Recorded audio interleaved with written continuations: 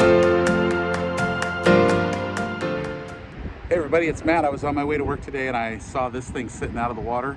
And if you know me, you know this is one of the boats I love on Clear Lake. I just thought I'd do a quick walk around while it's out of the water and show it to you because it's one of my favorites. You also may know at one time I raced this boat with the Fun Machine and it totally killed us. So in the fact that it's huge, it's also pretty fast.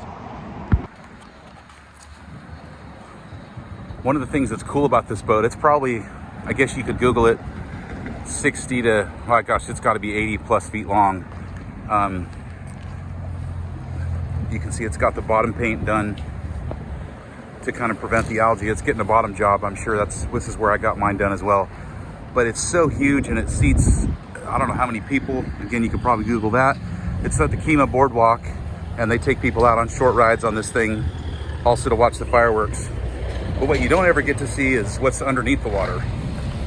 So what I thought was really cool is here you've got the shafts coming out of the bottom. It's reinforced, really heavy. That's probably all stainless steel.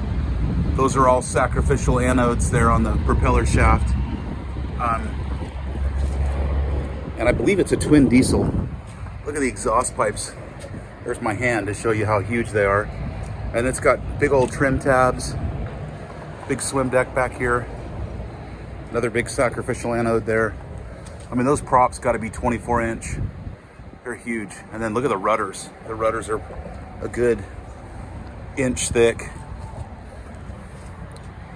Just a cool boat.